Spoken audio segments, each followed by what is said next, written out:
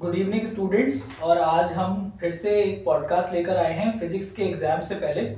और आज जिस डेट में हम ये पॉडकास्ट रिकॉर्ड कर रहे हैं 14th ऑफ फेब है। ऑलमोस्ट 14th ऑफ फेब खत्म हो चुकी है, 10 बज रहे हैं।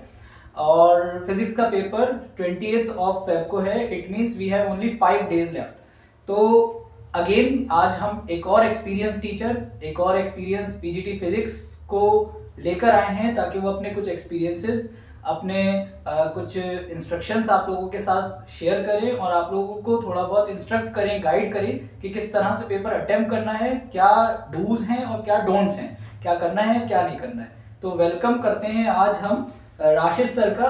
राशिद सर पीजीटी फिजिक्स हैं, पिछले 10-12 साल से पढ़ा रहे हैं और आई थिंक 8 साल से या 10 साल से इवैल्यूएशन, बोर्ड इवैल्यूएशन पे भी जा रहे हैं। इवैल्यूएशन से रिलेटेड भी एक बात है जो हम नेक्स्ट वीडियो में अपनी डिस्कस करेंगे कि OSM इस बार क्लास 12 की जो कॉपीज चेक होने वाली हैं वो ऑन स्क्रीन मार्किंग होने वाली है। तो सर से पूछेंगे कि क्या स्टूडेंट्स को उससे बेनिफिट है या लॉस है।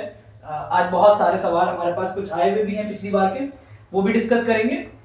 पिछला पॉडकास्ट हमारा सऊद सर के साथ था और आज हमारे साथ राशिद सर हैं। तो वेलकम सर। स्टार्ट करते हैं। हम क्वेश्चंस का सिलसिला बाद में शेयर करेंगे और शुरू करेंगे बात को आपसे।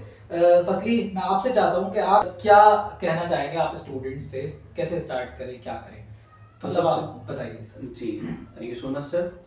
तो जैसे कि स्टूडेंट्स आप देख रहे हैं कि ऑलरेडी हम एक पॉडकास्ट कर चुके हैं जो हारिस सर ने बताया आपको, सऊद सर ने वो काफ़ी जानकारी आपको दे दी थी। बट अब कुछ जो बातें रह गई हैं शायद वो हम इस बार डिस्कस करेंगे। तो सबसे पहले कि आप, जैसे कि आपको मालूम है 20 ऑफ फेब से आपका फिजिक्स का एग्ज़ाम है और आपको प्रिपरेशन तो आपकी हो ही गई होगी और जिनकी नहीं हुई है उन्हें शायद अब तो खैर उनकी आंखें खुल जानी चाहिए, उन्हें स्टार्ट कर देनी चाहिए प्रिपरेशन। और प्रिपरेशन क्या इस वक्त तो ये वक्त है कि आपको बस एटलीस्ट जो आपने अब तक कर रखा है, तो जो आपके चैप्टर्स पे आपकी कमांड है उसको और ज़्यादा उसको आप क्या करें, उसको प्रैक्टिस करें, उसके क्वेश्चंस करें और जो न्यू थिंग्स हैं उस पर आप ज़्यादा फोकस ना करें। तो जो भी आपके कॉन्सेप्ट आपके पहले से क्लियर हैं और आपके जो न्यूमेरिकल्स आपको आते हैं या जो कॉन्सेप्ट्स पर जो न्यूमेरिकल बनते हैं और आपके ऑलरेडी वो आपके क्लियर हैं, तो आप उनकी ज़्यादा से ज़्यादा प्रैक्टिस कीजिए, PYQs लगाइए और इसका बहुत ज़्यादा बेनिफिट आपको मिलने वाला है सर। Okay sir. तो सर ने 3 पॉइंट्स हमें दिए आज कि कोई न्यू थिंग्स हम ना पढ़ें, अब नए कॉन्सेप्ट और नए टॉपिक्स की तरफ हम नहीं जाएं, प्रैक्टिस करें जितना हमने अभी तक पढ़ लिया है।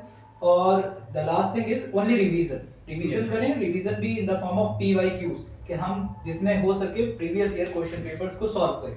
तो सर ठीक है, ये आपने बता दी। अब इसके बाद हम थोड़ा सा डिस्कस करते हैं। हम स्टूडेंट्स को कैटेगराइज कर देते हैं कुछ लेवल्स पर कि एक वो कि जिसने सिलेबस कवर किया हुआ है, पढ़ रहा है वो, और एक वो स्टूडेंट है कि जिसने अभी पढ़ाई नहीं करी है ज़्यादा, ऑलमोस्ट मतलब सिर्फ कुछ लेक्चर्स अटेंड करे थे, उसके लिए कि जिसकी अभी प्रिपेयर्ड ही नहीं है वो।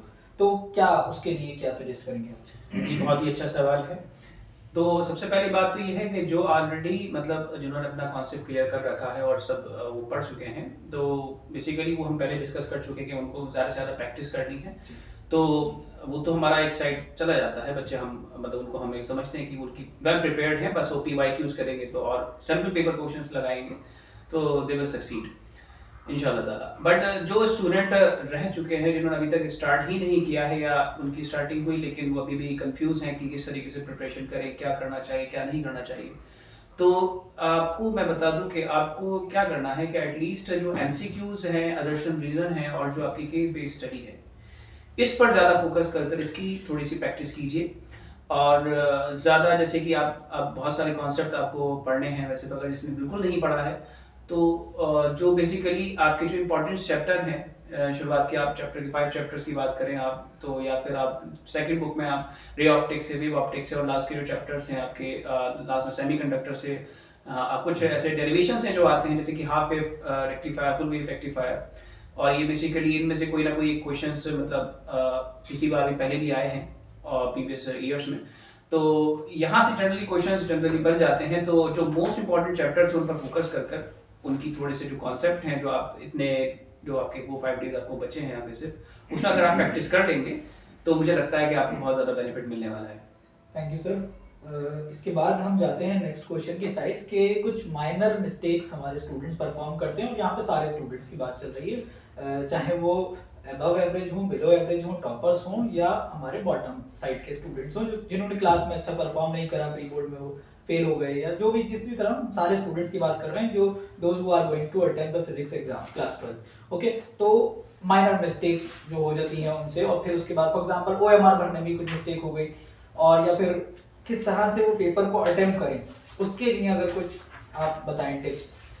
तो सबसे पहली बात तो जैसे कि OMR शीट बहुत ज़्यादा इंपॉर्टेंट है इसे फिल करना। मतलब इसमें अगर गलती कर दी तो फिर आपको पता है कि फिर आगे जो आपने जो भी कुछ किया है उसमें जो लिखा है उसमें आप तो फिर अगर आपकी पैसे ही पहले ही आपका उसमें आप दिक्कत कर देंगे तो परेशानी होने वाली है।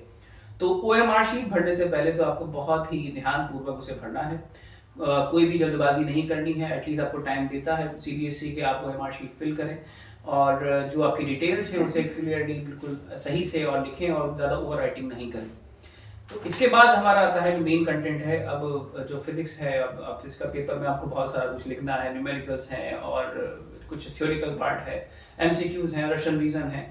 और सबसे पहली बात तो पहले जो बच्चे जो वीक स्टूडेंट हैं, जो एवरेज हैं या जो भी बात करते हैं, तो उन्हें मार्क्स कहाँ से मिलें।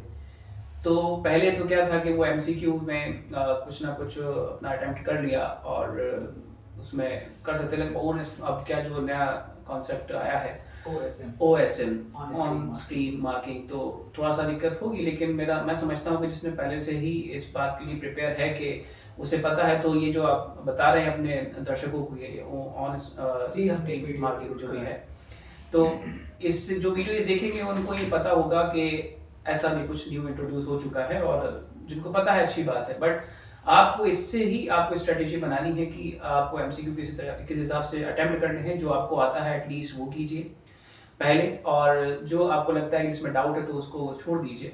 और जब आप कैलकुलेशन करें, न्यूमेरिकल वगैरह सॉल्व करें, तो जो कैलकुलेशंस होती हैं सर, तो जनरली जैसे कि फार्मूला उसे लगाना है और सॉल्व करना है, तो जनरली अगर उसको फार्मूला अगर ढंग से याद नहीं, उसमें मिस्टेक कर देता है, तो बेसिकली मैं चाहता हूँ कि बच्चे जो है एक फार्मूला शीट खुद से बनाएं। और खुद से बनाने का फ़ायदा ये भी होगा कि उन्हें जब वो फार्मूले को लिखेंगे तो उन्हें वो कंठस्थ भी हो जाएंगे साथ ही साथ। मतलब मैं समझता हूँ अगर 10 फार्मूले आप खुद से लिख रहे हैं तो 5 तो मैं मानता हूँ कि आपको याद ही हो जाएंगे। और खुद से फार्मूला शीट बनाने का फ़ायदा ये भी है कि आप कहीं से और से भी डाउनलोड कर सकते हैं। वैसे तो वैसे बहुत सारे ऐसे रिसोर्सेज हैं ऑनलाइन, बट मेरा यही रहेगा कि आप खुद से बनाइए तो आपको ज़्यादा बेनिफिट मिलने वाला है। और जो फार्मूला बेस्ड क्वेश्चंस अगर आ रहे हैं तो वहाँ पर जो कैलकुलेशंस हैं, मल्टीप्लिकेशन, डिवीजन, जो भी नॉर्मल जो आपका बेसिक रहता है, उसमें बच्चे कभी कभी मिस्टेक कर देते हैं, तो वहाँ पर थोड़ा सा उसकी प्रैक्टिस करके उसको भी हम ओवरकम कर सकते हैं सर। जी अच्छा सर, अब हम बिल्कुल ग्राउंड लेवल पर आ जाते हैं और प्रैक्टिकल सिचुएशन को अपने सामने रखते हैं कि फॉर एग्जांपल आपके सामने एक बच्चा बैठा हुआ है कि जिसके हाथ में फिजिक्स का 2026 का पेपर है। Yes. वो अटेम्प्ट करने बैठा है आज पेपर, उसके पास OMR है, वो अटेम्प्ट करने बैठा है। आप क्या सजेस्ट करेंगे कि सबसे पहले उसने पेपर रीड करना शुरू करा, तो रीड करते टाइम किन पॉइंट्स को वो ध्यान रखे, क्या टिक लगा ले कि जो उसे आते हैं क्वेश्चंस, या किस तरह से करे रीड करते टाइम? क्या आप टिप देंगे? किस टाइम पे पेपर रीडिंग का टाइम हमें मिलता है? सबसे पहले हमें पेपर रीडिंग का OMR फिलिंग का टाइम मिलता है, फिर पेपर रीडिंग का टाइम मिलता है, देन हम उस प्रोसेस पे जाते हैं कि अब हम अपनी आंसर बुक की सील ओपन करें और उन्हें अटेम्प्ट करना स्टार्ट करें। तो रीडिंग टाइम पर क्या टिप्स देंगे सर आप बच्चों? तो सबसे पहली बात तो वही कि रीडिंग, तो रीडिंग पूरे पेपर की पहले करनी है। और ये सही है कि पहले टिक कर लेना है कि आपको कौन कौन सी क्वेश्चन बिल्कुल कंफर्मली जिसमें आप कोई मिस्टेक नहीं करेंगे, उन्हें टिक कर पहले उन्हें अटेम्प्ट करना है। तो पहला काम तो यही है सर, पहले रीडिंग। फिर उसके बाद आपको देखना है कि कौन सा सेक्शन आपको सॉल्व करना है जिसमें आपके अच्छे मार्क्स, आपकी ज़्यादा अच्छी पकड़ है।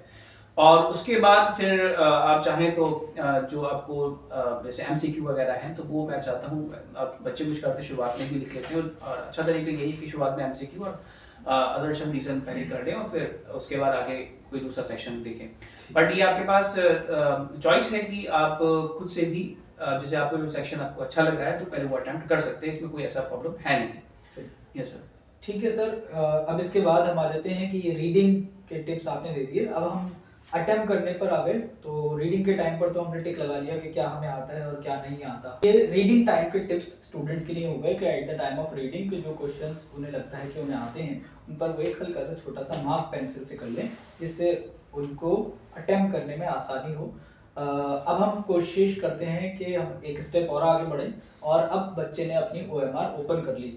अब आप क्या टिप देंगे उसको या क्या सजेस्ट करेंगे कि कौन सा एमसीक्यू वाला पार्ट या section A B C D E में से वो कौन सा सेक्शन सबसे पहले अटेम्प्ट करे, उसे हर सेक्शन में से कुछ कुछ आता है इस सिचुएशन अच्छा, में। तो बेसिकली अगर सब कुछ उसे आता ही है तो वो नॉर्मली जैसे उसे करना चाहिए section A, section B, section C, Sequence। ऐसे ही वो सीक्वेंस में करता रहे तो कोई दिक्कत नहीं होगी। बट ये होता है कि कभी कभी बच्चे को हर एक सेक्शन से 2-2 3-3 मार्क्स और 2-2 3-3 क्वेश्चन से आते हैं, बट सब नहीं आते हैं। तो इसमें ऐसा नहीं है कि कोई सेक्शन को पहले प्रायोरिटी देनी है। तो मैं समझता हूँ कि अगर ऐसा कुछ अगर सिचुएशन है तो वो सीक्वेंस वाइज ही चले तो ज़्यादा बेहतर रहेगा।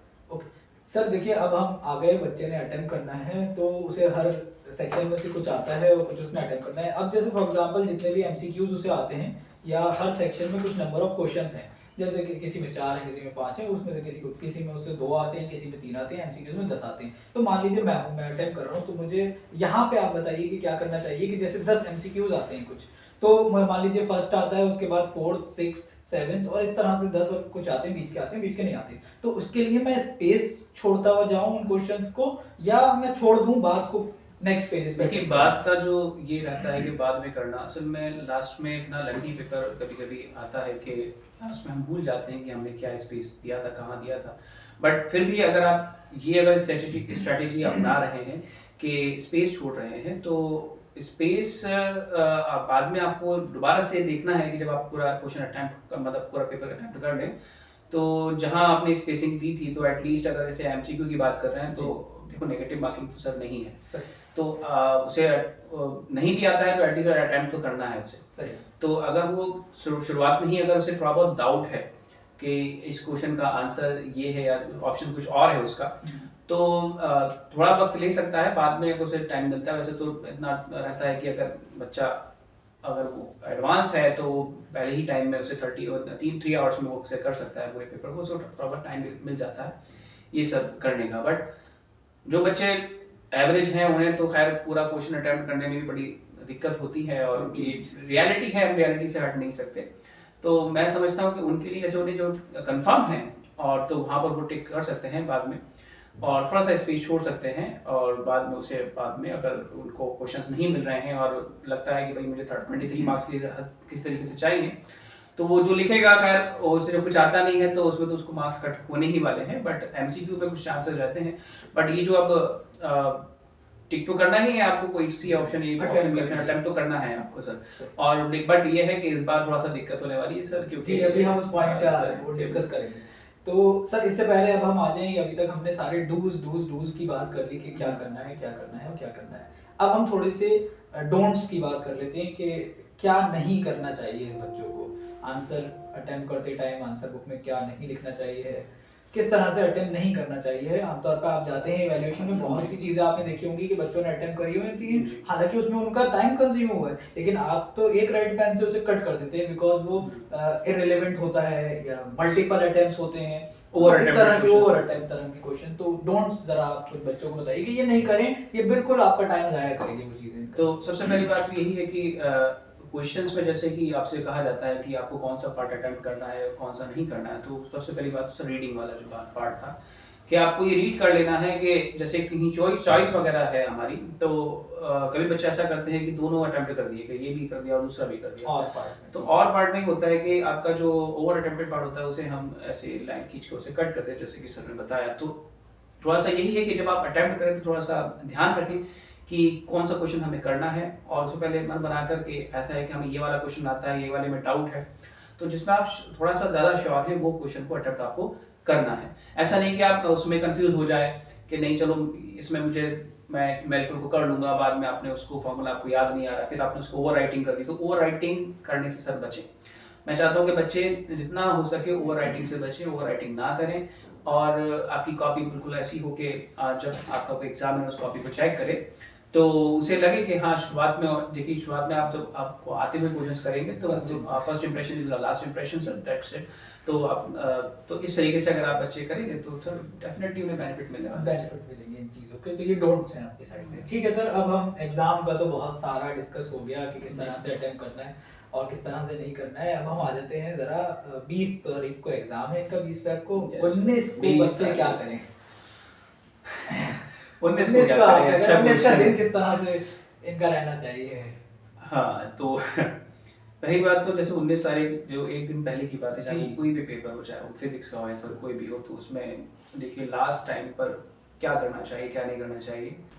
तो बेसिकली अगर देखिए 19 तारीख यानी अगर हम एक फिजिक्स दिन एग्जाम से पहले की बात कर रहे हैं या किसी भी एग्जाम के पहले दिन की बात कर रहे हैं, तो देखिए उस दिन आपको एटलीस्ट अपने जो एवरेज स्टूडेंट हैं या बिलो एवरेज हैं या जो बाकी स्टूडेंट हैं, देखिए जो पहले से उसने प्रिपरेशन कर रखी है, तो वो मैं समझता हूँ कि वो अब तक उसकी प्रिपरेशन ऑलरेडी हो चुकी है। तो 19th जो तारीख है, उस तारीख में आपको चाहिए कि जो एक शॉर्ट नोट्स होते हैं, बच्चा अगर उसे बना रखे उसने, तो शॉर्ट नोट्स को सारे कॉन्सेप्ट को एक बार रिव्यू कर ले, फार्मूलाज को थोड़ा सा एक बार देख ले, शीट्स बनाकर उसको दोबारा से प्रैक्टिस कर ले, और लेट नाइट नहीं जागे, सो जाए टाइम से सो जाए, ताकि वो सुबह जब उसको एग्जाम देने जाना है तो फ्रेश हो और उसका माइंड बहुत ही ज़्यादा मतलब बैलेंस्ड हो, और वो कोई भी इस तरीके से कोई परेशानी ना आए कि वो उसे नींद आ रही है या वो ऊँग रहा है या कुछ और उसे दिक्कत हो जाए। तो मैं समझता हूँ कि उस दिन तो खैर एटलीस्ट कि वो देर रात ना जागे, और जितना हो सके वो अर्ली मॉर्निंग 19 तारीख को उठे और जल्दी अपने जो भी उसको करना है, कॉन्सेप्ट क्लियर करने हैं या उसे रिवाइज करना, वो सब कर ले।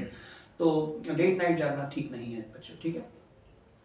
Thank you so much sir. अब हम आते हैं नेक्स्ट क्वेश्चन की साइड के हमने डिस्कस कर लिया कि किस तरीके से पेपर अटेम्प्ट करना है, 19 को क्या करना है, कैसे तैयारी करनी है, और दोनों तरह के स्टूडेंट्स के जिन्होंने सिलेबस कवर किया हुआ है वो क्या करें, और जिन स्टूडेंट्स का अभी तक सिलेबस किसी भी मजबूरी की वजह से कवर नहीं हुआ है, हो सकता है कोई इमरजेंसी घर पे हो गई हो जिसकी वजह से वो पढ़ाई ना कर पाए, तो वो क्या करें।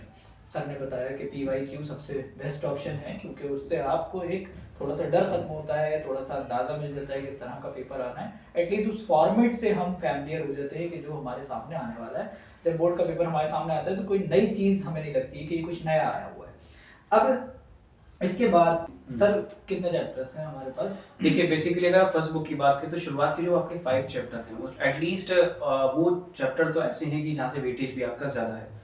और अगर आप बात करें अल्टरनेटिंग करंट से, हमेशा कोई ना कोई क्वेश्चन आपको मिलता है। और अगर आप सेकंड बुक में जाएं तो रे ऑप्टिक्स बहुत इंपॉर्टेंट है। वेव ऑप्टिक्स से भी आपको हाईएस्ट थ्योरी से जो रिलेटेड क्वेश्चन, रिफ्लेक्शन और रिफ्रैक्शन वाला, जो वेव फ्रंट वाला जो आपका डेरिवेशन है, वो भी इंपॉर्टेंट है। एटम्स न्यूक्लियाई से आपको एक क्वेश्चन आपको जरूर मिलने वाला है। और लास्ट का जो चैप्टर है सेमीकंडक्टर, वहाँ से भी आपको क्वेश्चंस मिलेंगे। तो एटलीस्ट अगर आपको जो बच्चे थोड़ा सा एवरेज है, तो मैं चाहूँगा वो इंपॉर्टेंट चैप्टर अगर करना चाहते हैं तो शुरुआत के जो 5 चैप्टर है एटलीस्ट फर्स्ट बुक के वो, और लास्ट का जो आपका है चैप्टर, 2 चैप्टर रहते हैं, एक तो अल्टरनेटिंग करंट है 7 चैप्टर, और उसके बाद जो इलेक्ट्रोमैग्नेटिक जो आपका वेव है वो, और सेकंड बुक में आपका जो रे ऑप्टिक्स है वो वे ऑप्टिक्स है, और लास्ट के जो चैप्टर रहते हैं एटम न्यूक्लियाई एंड सेमीकंडक्टर, अगर आप इस पे ज्यादा फोकस करें तो मतलब अगर कोई चैप्टर स्किप करना चाहता है तो ये इस पे नहीं अच्छा मार्क्स करेंगे। इन सब चैप्टर्स को भी अगर वो अच्छे से कर लेता है तो पासिंग मार्क्स नहीं, अच्छे मार्क्स आएंगे। हाँ, बट ये है कि डेडिकेशन के साथ और अच्छे से करना है, नहीं कि बस रटना है। ठीक। तो स्टूडेंट सर ने बहुत अच्छा बताया कि वो स्टूडेंट्स के जो पासिंग मार्क्स सिक्योर करना चाहते हैं या कम टाइम में प्रिपरेशन करना चाहते हैं, उनके लिए सर ने कुछ आपको चैप्टर्स के नेम्स बता दिए स्पेशली कि ये मोस्ट इंपॉर्टेंट चैप्टर्स हैं जिनमें से क्वेश्चन आना ही है। तो आप नोट करिए सर की बात को और इन चैप्टर्स को अच्छे से कर लीजिए, बहुत अच्छे से प्रिपेयर कर लीजिए, ताकि एटलीस्ट आप लोग फेल ना हो जाए। अगर किसी की प्रिपरेशन नहीं हुई है तो फेल ना हो, पास जरूर होना है आप लोगों को इस बार तो। और आपके पास इंप्रूवमेंट का ऑप्शन है, और इस टाइम पर थोड़ी सी पढ़ाई आप ज्यादा कर भी सकते हैं क्योंकि पेपर आपके सर पे है, तो थोड़ा सा आप लोग दूसरी चीजों से डिस्ट्रैक्शंस आपके पास अभी कम है, आपका फोकस सब्जेक्ट की साइड ही है। इस टाइम पे आप जितना ज्यादा पढ़ लेंगे इतना ज्यादा आपके लिए बेनिफिशियल है। तो सर की जो बात थी, सर ने बहुत अच्छी बहुत सारी बातें हमें बताई।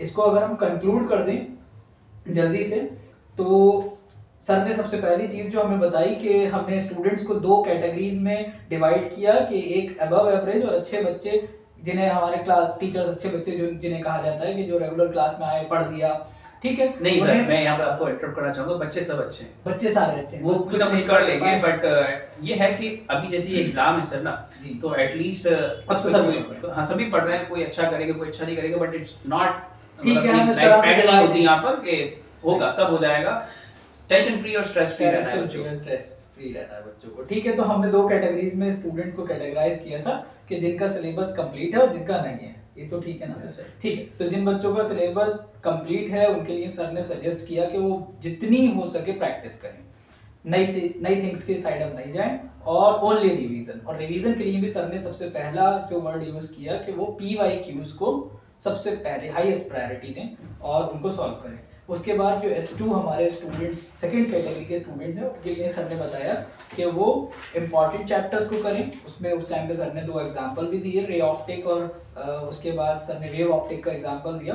तो इम्पॉर्टेंट चैप्टर्स को सबसे पहले करें, उनके भी MCQs करें, क्योंकि MCQs में आप करेक्ट करेंगे तो वहाँ मार्क्स अच्छे सिक्योर हो जाते हैं। एक टिक लगाने पर आपको पूरा 1 मार्क मिल जाता है। उसके बाद थर्ड थिंग हमने जो डिस्कस करी वो थी कि जिस टाइम पर पेपर अटेम्प्ट करने जाएं उस टाइम पर OMR को बहुत सीरियस होकर फिल करें। उसमें आपके पास एडमिट कार्ड है, एडमिट कार्ड में एंट्रीज देखें, सेंटर नंबर, स्कूल कोड, सारी चीज़ें आप देखकर बहुत अच्छे से फिल करें। और स्पेशली उसके बबल्स कि जहाँ पर आपको नेम के नीचे अपने लेटर्स फिल करने होते हैं। उम्मीद है कि वो मोस्टली स्कूल्स अब प्रैक्टिस कराते हैं प्री बोर्ड में उसकी। उसके बाद सर ने हमें बताया कि फॉर्मूलाज लर्न कर लें, अच्छे से फॉर्मूलाज को लर्न करें। सिर्फ फॉर्मूला भी लिखाएंगे वहाँ पर, अगर आपको पता है कि ये किस कॉन्सेप्ट से किस चैप्टर से आया हो, उसका फॉर्मूला आपको पता है तो वहाँ पे उसके शायद वेटेज होता है, कुछ मार्क्स होते हैं वहाँ पे, सब मार्क्स। और इसके लिए सर ने एक बहुत अच्छा आइडिया दिया कि एक फॉर्मूला शीट खुद बनाएं। वैसे तो आपको इंटरनेट पर बहुत सारी फार्मूला शीट मिल जाएंगी और बहुत अच्छी अच्छी मिल जाएंगी, लेकिन फार्मूला शीट खुद बनाएं, अपने हाथ से लिखें, जिससे बेनिफिट ये होगा कि लिखते टाइम ही सर ने कहा कि उस टाइम पर ही आपको जाने कितने फार्मूलाज लर्न हो जाएंगे, 5-6 फार्मूलाज। आफ्टर दैट हम आ गए कि सर ने बताया कि क्वेश्चन पेपर की रीडिंग के टाइम पर आप पेंसिल से मार्क कर लें एक छोटा सा कि जो क्वेश्चंस आपको आते हैं और जो नहीं आते हैं, तो इससे आप फिल्टर कर लेंगे एक बार क्वेश्चन पेपर को। आफ्टर दैट सर ने बताया कि सीक्वेंस क्या रहना चाहिए, तो जो क्वेश्चन पेपर का सीक्वेंस है आप उसी सीक्वेंस में क्वेश्चन आंसर बुक में अटेम्प्ट करें तो वो बेस्ट है। वो सबसे अच्छा है। वैसे तो आप किसी भी तरीके से करें, लेकिन क्योंकि सर इवैल्यूएशन करते हैं तो सर को मालूम है कि किस तरह की कॉपीज अच्छा इम्पैक्ट डालती हैं और किस तरह की इवैल्यूएटर्स के ऊपर अच्छा इम्पैक्ट नहीं डालती। आफ्टर दैट सर ने रीडिंग टाइम का बताया कि अच्छे से पढ़ें, श्योरिटी के साथ अटेम्प्ट करें पेपर, ठीक है, कंफ्यूज ना हो। उसके बाद सर ने ओवर राइटिंग से बताया कि ओवर राइटिंग से जरा परहेज करें, ओवर राइटिंग करने से बचें। फिर उसके बाद सेकंड लास्ट टॉपिक पर हम आ गए कि 19 को क्या किया जाए। तो 19 को सर ने बताया कि शॉर्ट नोट और रिवीजन, और उसके बाद डाइट सही हो आपकी, टाइमली उठ जाए, जल्दी उठ जाए, अर्ली मॉर्निंग उठ जाए, लेकिन और अर्ली टू बेड, और जल्दी से सो भी जाए, टाइम से सो जाएं, ठीक है। उसके बाद सर ने कुछ चैप्टर्स के नाम बताए जो मैं रिपीट नहीं कर रहा, वो आप वीडियो में सुन लीजिएगा। जो इंपॉर्टेंट चैप्टर्स हैं, जिन बच्चों ने ज्यादा प्रिपरेशन जिनकी नहीं हो पाई वो क्या करें उसके बारे में। तो इस बार सर क्या लगता है आपको कैसा रहेगा रिजल्ट, क्योंकि इस बार एक छोटा सा चेंज बोर्ड ने और कर दिया है इवैल्यूएशन के लिए, और वो है ऑन स्क्रीन मार्किंग। तो ऑन स्क्रीन मार्किंग में इट मींस अब जो टीचर्स अगर थोड़ा बहुत बच्चों को फेवर कर भी सकते थे तो अब तो कोई फेवर नहीं हो सकता। तो इट मींस बच्चों के लिए क्या हार्ड होने वाला है या क्या हो, मतलब आप किस एंगल से देखते हैं इस चीज को? बेसिकली इस बात के लिए तो मैं भी बहुत ज़्यादा थोड़ा इस बात पर सोचना मैंने किया था कि भाई अब जहाँ हम फेवर कर सकते थे बच्चों का, हम चाहते हैं कि बच्चे एटलीस्ट जो हैं मतलब एटलीस्ट पास तो एटलीस्ट हो जाए, वो वहाँ पर हम थोड़ा सा फेवर कर देते थे MCQs में, लीनिएंट मार्किंग भी। और अब भी मतलब हम ऐसा नहीं है कि CBSE भी इस चीज़ पर जोर देता है कि बच्चा को अगर लीनिएंट मार्किंग हम करें तो ऐसा नहीं है कि उस पर हार्श मार्किंग हम करें। तो अब जैसे कि जो न्यू कॉन्सेप्ट आया है ऑन स्क्रीन मार्किंग का जो है, बट मैं समझता हूँ कि ज़्यादा कुछ इतना इसका असर नहीं पड़ने वाला है, क्योंकि MCQ का जो पोर्शन है खैर उसमें आपको आपके अच्छे मार्क्स आ भी सकते हैं और सारे मार्क्स कट भी सकते हैं अगर आप थोड़े बहुत उसमें आप कंफ्यूज हैं। कभी कभी बच्चे को ओवर कॉन्फिडेंट में भी ये होता है कि बच्चा क्या करता है कि जल्दी से उसको अटेम्प्ट कर दिया, उसने उसका गलत आंसर लिख दिया, तो वहाँ पर 50-50% चांसेस रहते हैं कि अगर वो श्योर नहीं है, श्योर है तो कोई दिक्कत है ही नहीं। तो मैं समझता हूँ कि जो स्टूडेंट्स हैं, मुझे लगता है कि अगर MCQ में दिक्कत है और वहाँ पर उसे लग रहा है कि वो नहीं कर पा रहा है, तो और जो पोर्शन है section B, section C, section D, section E, बाकी अदर ऑप्शंस भी हैं उसके बाद, तो एटलीस्ट वहाँ से थोड़ा सा वो मतलब बेसिकली ये है कि आपको ओवरऑल प्रिपरेशन आपकी पहले कैसी रही है। थोड़ा बहुत आपको परेशानी तो होगी, बट एटलीस्ट मैं समझता हूँ कि इतना सोचना नहीं है उस बारे में कि क्या होगा क्या नहीं होगा। आपको अपनी पढ़ाई पर ध्यान देना है, आपको अपने जो आपकी डिस्ट्रैक्शन है उसे दूर रखना है और फुल डेडिकेटेडली आपको इस चीज़ में लग जाना है सर। और इस बात से बिल्कुल भी हताश या परेशान नहीं होना है कि भाई अब क्या होगा कि ऑन स्क्रीन मार्किंग है तो एमसीक्यू में हम बच जाते थे, अब नहीं हो पाएगा। बट आप इस सब बातों से दूर रहिए सही बच्चों, है। और पढ़ाई मैं समझता हूँ कि पढ़ाई पर ज़्यादा ध्यान दीजिए, तो और वहाँ आप सक्सीड कर जाएंगे। Thank you sir. Thank you so much sir, बहुत अच्छा और बहुत फ्रूटफुल सेशन रहा। उम्मीद करता हूँ कि बहुत लिमिटेड टाइम के अंदर आपने मतलब एक एक्सपीरियंस अपना सारा बच्चों को घोल के पिला दिया है कि हो सकता है कि ये सालों की लर्निंग है जो बच्चों के सामने हम रख रहे हैं। आपकी 30 मिनट्स के आई थिंक 20 to 30 मिनट्स का ये सेशन है, और बहुत बहुत शुक्रिया sir, thank you so much. उम्मीद करते हैं कि बच्चों का पेपर अच्छा हो। Best of luck students, thank you.